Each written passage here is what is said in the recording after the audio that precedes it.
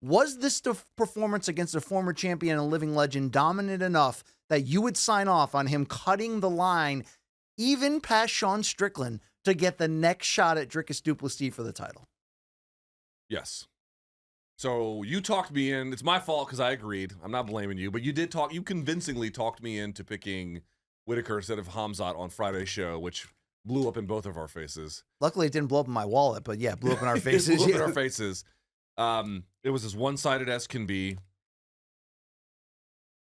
Listen, it's not like the argument is not Khamzat has a great case and Strickland doesn't. That's really not the argument.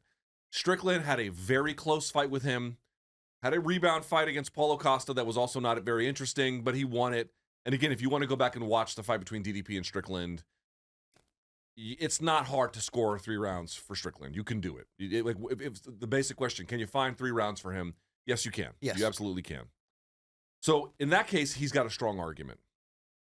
However, Khamzat just blew past Robert Whittaker in a way that no one has. Not Wonderboy Thompson, which was all the way back at 170. Not even DDP in his destruction of him. He stopped him in the first fight, and it didn't look quite like this. He ran through him. He ran through him like diarrhea. I mean, it was just. I'm being slippery facetious. When wet, right? I'm being facetious, but Whittaker offered almost no real resistance. I mean, he did a little bit to stay alive, but he just got crushed in the. It was the Tiananmen Square tank versus the guy, in front of him.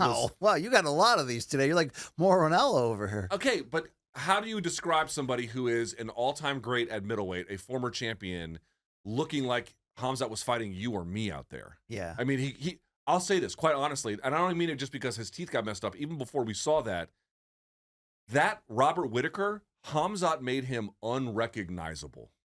He made him absolutely unrecognizable in how he just bodied him. And you've got this guy now. I don't know what his visa issues are this week. He denied. He told Shaq that it's. Yeah, I mean, fighters say lots of things. Dana's also confirmed that. Dana doesn't say. Did he? Did he confirm it? He didn't really confirm it to me.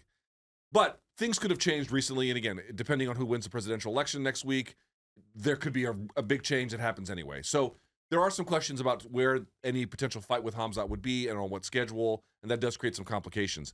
But just to fight for fight, Khamzat versus DDP is a fresh matchup. Oh, yeah. It's a highly interesting matchup. And what I want to really get back to is, did you get clear answers about some of the questions that we had around Khamzat? No, you didn't. No, but isn't it more exciting when you don't? When somebody can get all the way to the title level without having answered all those questions, like Conor on that rise? This is what I mean. It's like, I often make this point where you'll see someone come off the regional scene and they'll have 7 fights and it's all first-round KOs. And someone will be like, isn't this guy great? And you'll be like, yes, he's obviously great, but he hasn't fought anybody.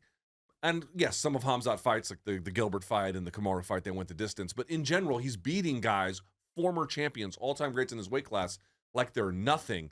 It's a fresh matchup. It's an interesting challenge. And DDP looks to me like he might have something for him that can get us some answers in that 3rd, 4th, potentially 5th round. To me, it's actually a slam dunk, even though that's tough on Sean Strickland for everything you said. But we already almost missed out on this phenomenon that is Khamzat when he's healthy. I don't know if we have to put him in that category of motivated BJ and 2013 Belfort. Like, Luke, I can't really explain how Khamzat can be so up and down all the time with health, with everything, and then just turn up and absolutely kick the shit out of people, regardless of their status or resume or history, like he does. But he does. You take advantage of that. This guy is one of the rare guys on the roster that you're like, pay-per-view headliner will carry numbers every time. Luke, he moves numbers on everything he touches. Remember we did that Gilbert Burns interview ahead of that fight, and that thing did monster traffic? It did that because of Chimaev. He's that bad guy at the end of the movie who can, if you can put a belt around him in any division, you do that. Now is the time. Nobody expected that. He ran right through it.